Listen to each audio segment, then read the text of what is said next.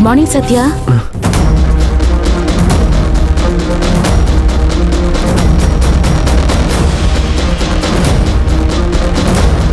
Good morning అండి. నువ్వేంటి ఆ పేపర్ని అలా నలిపేస్తున్నావు? ఇదే ఏం చేయమంటారండి, పొద్దున్నే పేపర్ చదవాలనుకుంటే మైండ్ అప్సెట్ అయ్యే వార్తలు, భయపడే సంఘటనలు చదవాల్సి వస్తుంది. అందుకే ఇలా. నేను కూడా పేపర్ చదివానే, అలాంటివేవీ లేవు. ఈవిడ వదిలేలా లేదే. మీరే పేపర్ చదివారు? ఇంగ్లీష్. ఆహా, అది విషయం. ఇది తెలుగు పేపర్, మాతృభాషలో వార్తలు కదా.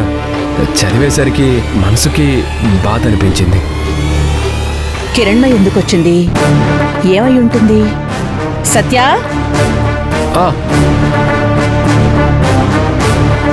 మీరేంటి ఈ పక్కకు ఎక్కువగా వస్తున్నారు? కేసు అన్న తర్వాత అది క్లోజ్ అయ్యేంత వరకు మాకీ పాటలు తప్పవు కదా. ఏం చేయమంటారు?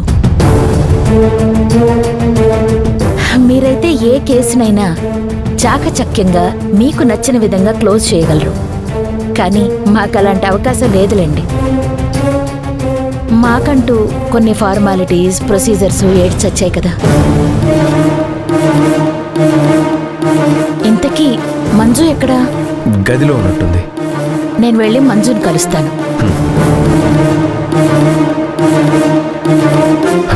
అమ్మ రావడంతో బ్రతికిపోయాను. లేకపోతే ఈ పేపర్లో ఏదో విషయం దాగుందని ఇన్వెస్టిగేట్ చేసేది.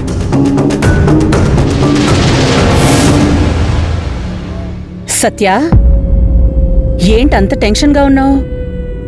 అదేం లేదమ్మా. ఆ కిరణ్మయి ఇంటికొస్తే నాకే టెన్షన్గా ఉంటుంది, అలాంటిది నీకుండదా? నీకీ బాధలన్నీ ఎప్పుడు పోతాయో ఏంటో.